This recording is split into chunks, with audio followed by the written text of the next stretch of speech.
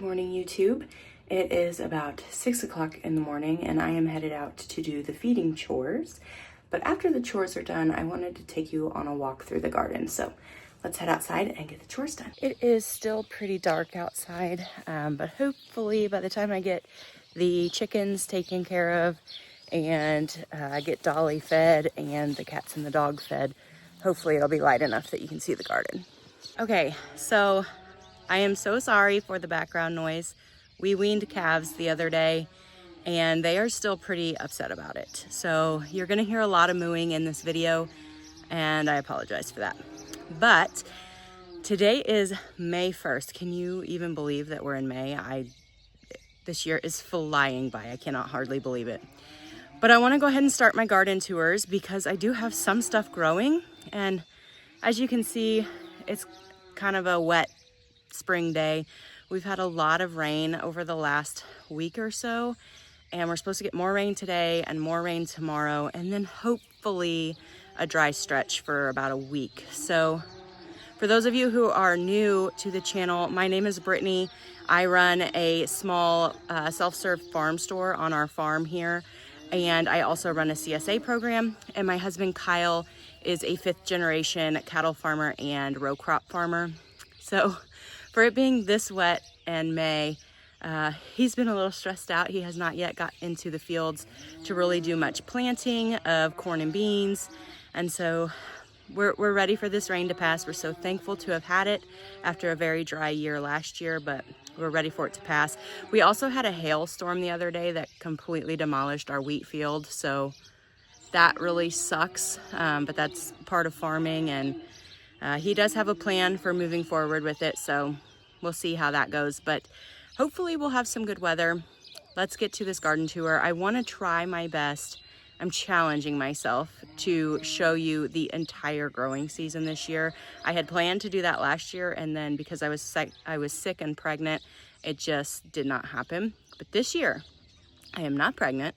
I am feeling good and I'm ready to get back at it. So I'm challenging myself to 100 days of vlogging, or at least bringing you along for a garden tour or something.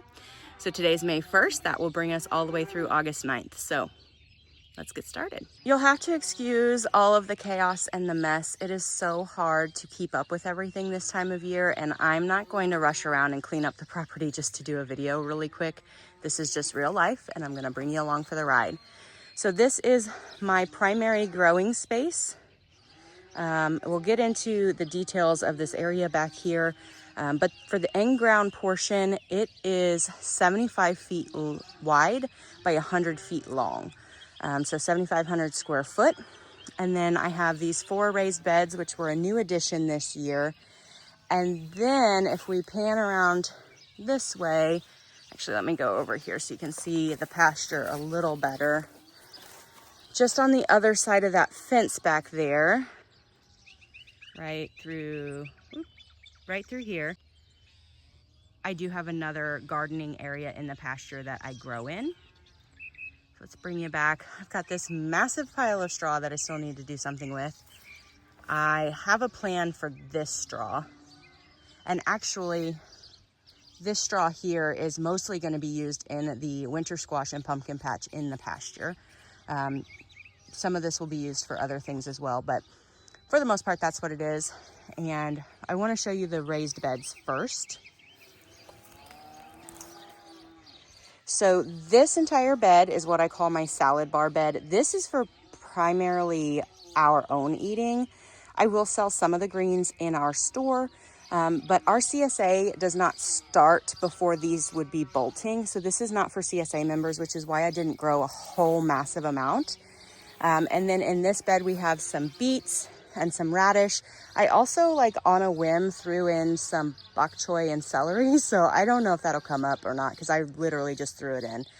The 3rd bed down is onions and leeks, and the 4th bed down is carrots. And the only reason I put that straw on top of the carrots is to protect it from all the wind we are having.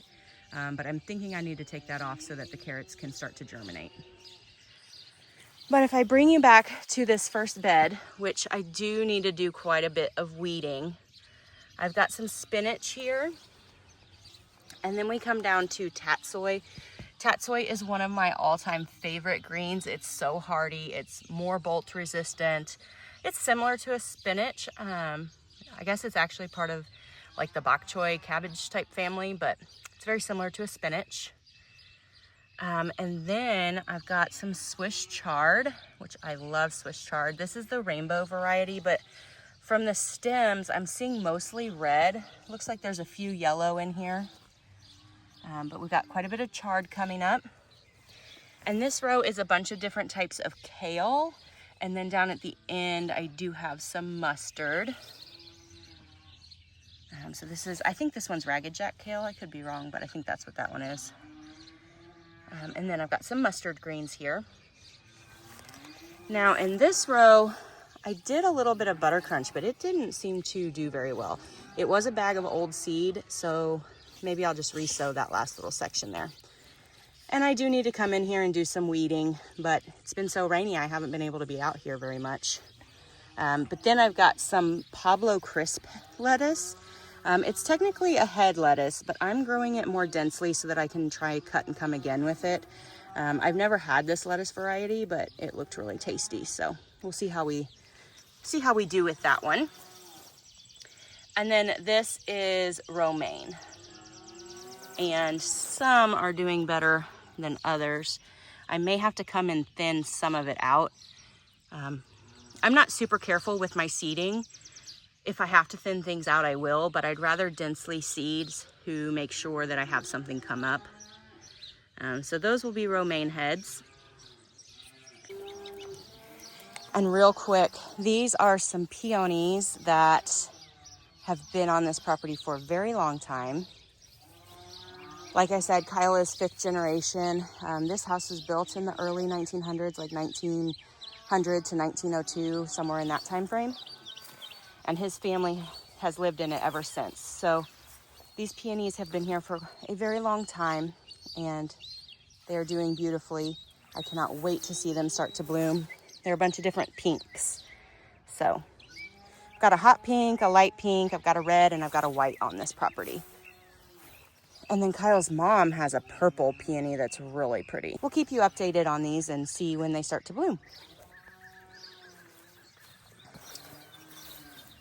So now if I head over to the second bed here, I've got a bunch of beets, and this is what I mean when I say I densely seed.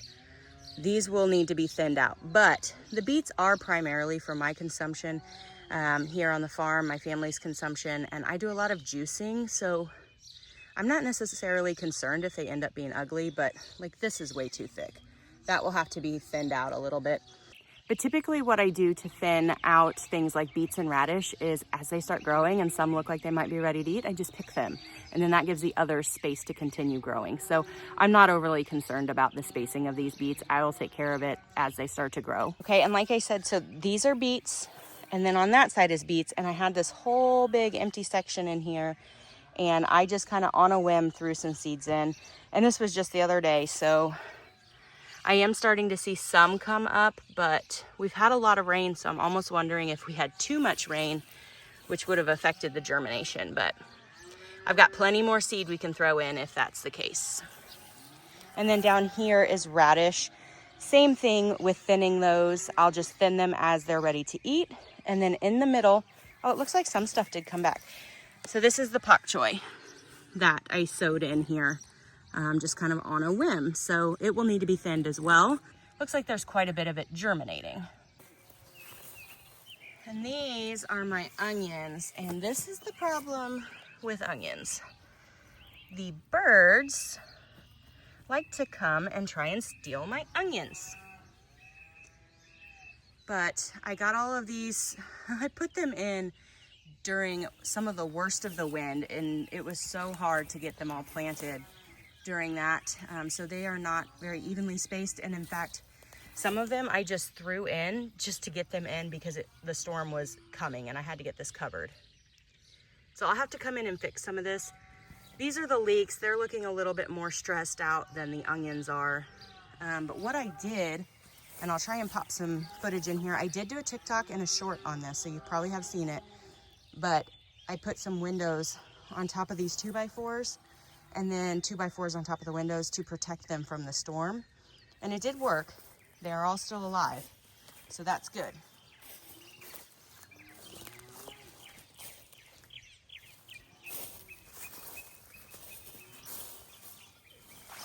I will just have to come back in. Like the leeks are really not, the leeks are not liking this weather that we've been having. And again, the birds are trying to come in and steal all of them. So I'll have to come out here and address that later today. You definitely don't want stuff like this where the entire leek has been uprooted and out.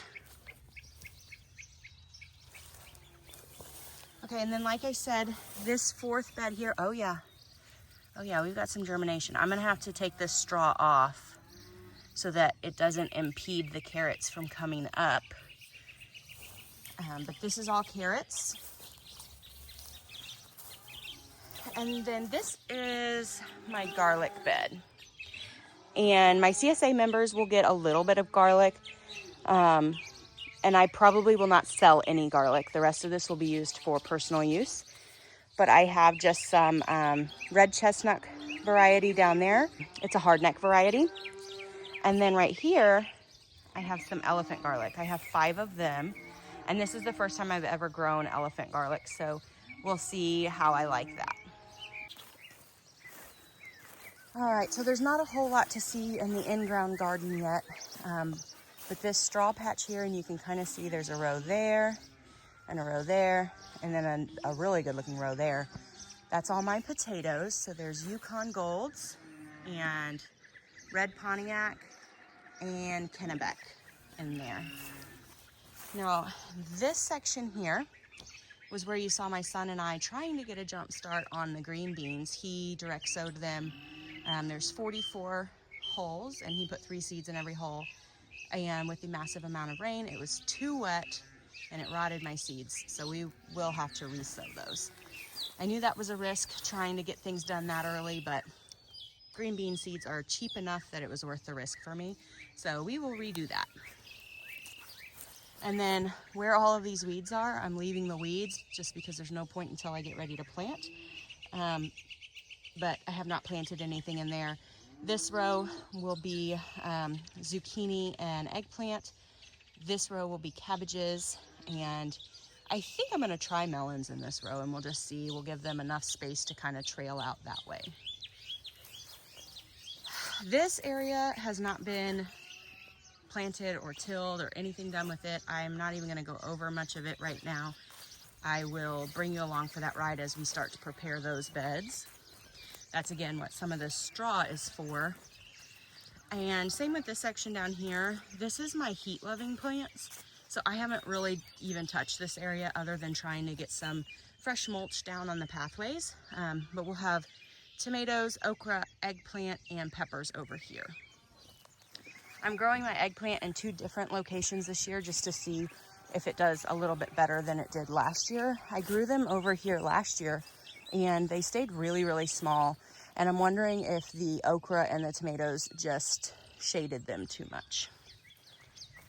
In here, we have a bunch of sugar snap peas. So my arch trellis is 4 cattle panels long. So that's 16 foot long. And I did peas on the inside on both sides. So that's 32 feet worth of peas. And they will just kind of grow up the sides of the panels here. Once I start tilling this area and getting it ready, on the outside of the panels is going to be my cucumbers. So once the peas really start to die out is when the cucumbers are really going to start growing up the cattle panels. So that's one way to really maximize your growing space, is planting something now that's going to grow and then be done, and then direct seeding something that by the time your peas are starting to wrap up, the cucumbers are really starting to take off. And yes, I have a massive amount of weeding to do after all of this rain, but that is okay. We will get it done when it's dry. Now, this section from here all the way to the north edge of my garden, that's 25 feet wide, and for the entire length from east to west is what I call my flower section. I do herbs and medicinal flowers as well as some cut flowers to sell in my farm store. And so that's this section. I do have some blackberries and raspberries right there and a gooseberry plant, but that is just temporary placement until we can get a berry patch established. So they're just over there living until I can get them moved, probably this fall. So nothing has been planted in any of this yet. It will be sunflowers, zinnias, cosmos, and I think that's it. And actually, I think I see some volunteers. Oh yeah, I have glads that should come back up through here somewhere. I don't know if they will or not because I didn't do a very good job of maintaining these beds. But I'm definitely having some volunteers come up, and I'm not exactly sure why, because I didn't plant anything like this over here last year. These were glads. So that's very interesting. I'll have to get that taken care of. I'm pretty sure these are sunflowers, and that would just be seed that had dropped because the sunflowers were over here. Okay, so as we move towards the west end of the garden, I had direct sown a few things that now I'm wondering if all the rain is going to be too much for it, but let's go check some stuff. I did buy just a few dahlias when I was at the greenhouse the other day, just because I could not help myself. And since our landscape fabric got messed up here, I just threw them in this spot. So don't come to me for tips on growing dahlias because I am not the expert. I just throw stuff in and hope for the best. But this is coming back from last year. I'm still not exactly sure what it is, but I believe it's either some of my asters or daisies. I planted both, and I don't remember. Last year was such a bad year for me as a gardener, being so sick and pregnant. I tried to power through as best I could because I did have a CSA program, but there was no order or organization to this garden at all last year. And so half this stuff, I don't even know what it is. Now, I did get some new glads this year, and they're starting to come back, which is definitely making me think that my glads from last year are not going to come back because they would have already made their appearance, I believe. So, like, there's one, there's one, there's one. This entire row. There's one, there's one, there's one. So yeah, this entire row has come back. So that's really good because then I'll get to see some glads at least. I'm glad I bought the new ones this year. I have had glads come back as a perennial before, and I've also had them not survive winter. And we had a really harsh winter this year, so I'm thinking they just didn't survive. This is some yarrow that came back from last year. And then the next three are also yarrow, but this was given to me by my mom's best friend. And so I need to do some weeding. I just transplanted these a few days ago, but they're looking really good. So I'm excited to see those. She was not exactly sure what color the yarrow that she gave me was, so I'm excited to see what it looks like. I'm kind of hopping around here because there's no point in showing you where I haven't planted yet. But this is some cinnamon basil that came back from last year, so I'm really excited about that. It is not really enjoying the super cool weather we've had this week and all the rain, but it'll bounce back. And then right here, right next to it, is some lemon basil, and this stuff smells phenomenal. Can't wait to try that in like some salad dressings. I then have some calendula that is starting to come up, so that's exciting. And then from that label there all the way down is Genovese basil that I started from seed, or I direct sowed rather. And I'm not too hopeful for it after all this rain. I should have waited, but I got excited. And I had weeded all of this, and look at those tall dandelions. I'll have to come back through here and do some work. So now we're down in my herbs, and I do have some dill coming up. All of this is dill, and there's another little grouping of dill. And then I had some chives from last year I can show you.